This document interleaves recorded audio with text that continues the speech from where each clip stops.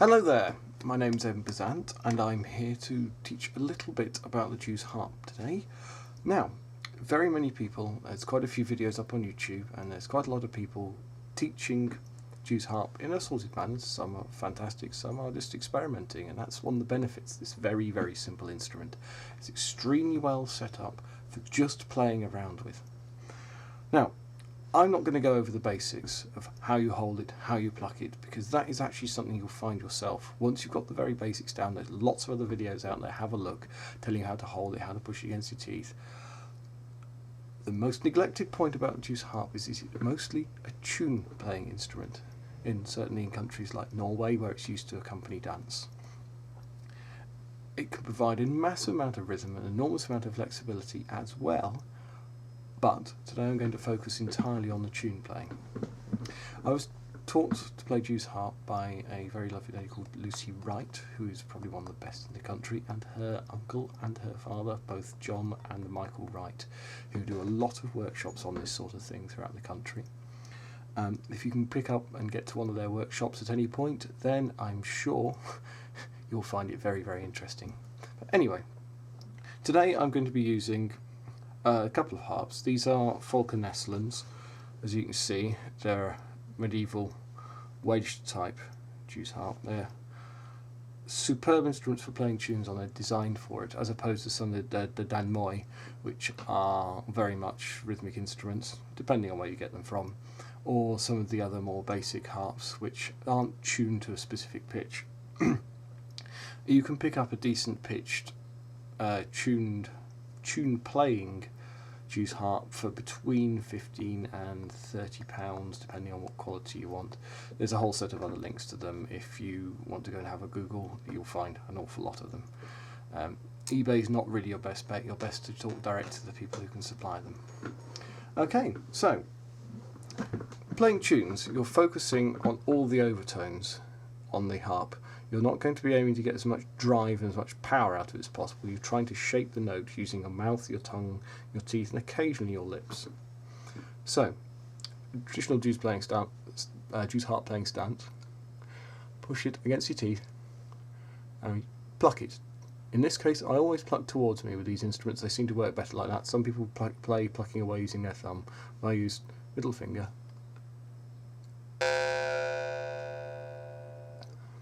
Right, that's a simple basic note. That's a slightly open throat and nothing else in the way, trying to make as much of a cavern as possible throughout your throat.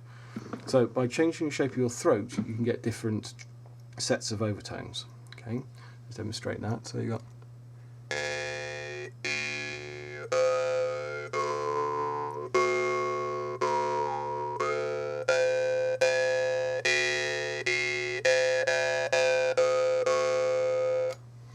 those correspond loosely to how the vowels in your speech patterns work. So, then, instead of just using an open throat, if you close the throat down, you get the mouth tones.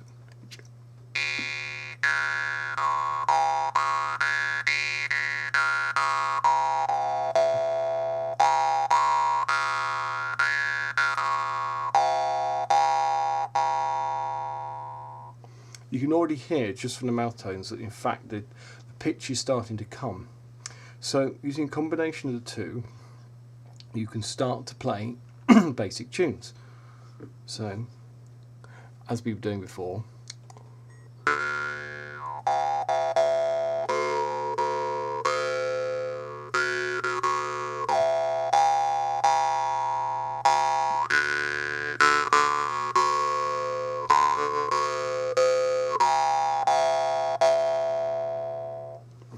so basic tunes, but they work. They're things to practice on. Focusing that tone to get the overtones to give a precise note, rather than getting the the very simple, what they call the border note, which is the drone underneath.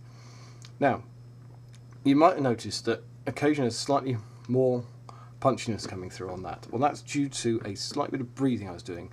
Now, traditional Danmoy and percussion players will actually play something like this.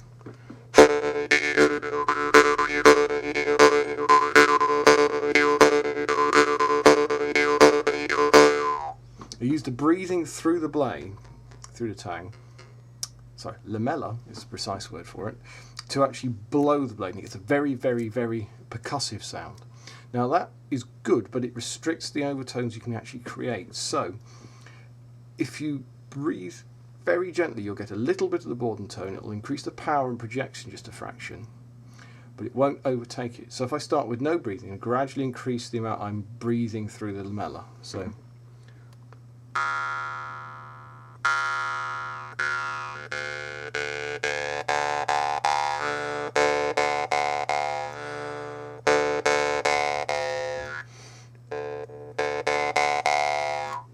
it also introduces another overtone at the top. If I breathe in, it's different again.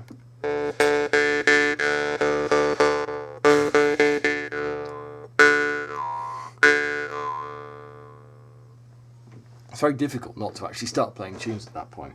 I'm using a low D harp, by the way. A lot of people start on a G, but D seems to suit my voice a bit better. So, it's going to play a well-known tune. I'm going to do this on two harps, actually. It's going to be the same tune on two harps. I'm going to do one on the D harp and the A harp, and you'll see how the performance actually changed enormously. It's actually a tune called Jolly Beggar Man. Some people know it as Red-Haired Boy, but it's been played to death.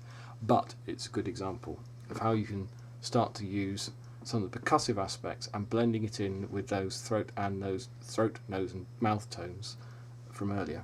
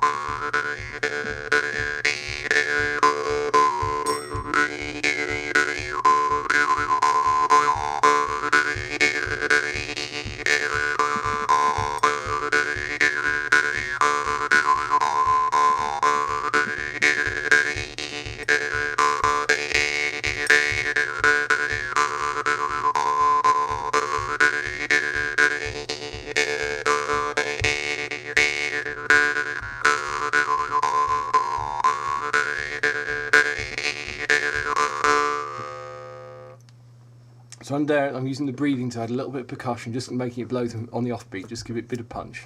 Okay, you can restrict that. You can really, really take it down. You can make it very, very choppy. So,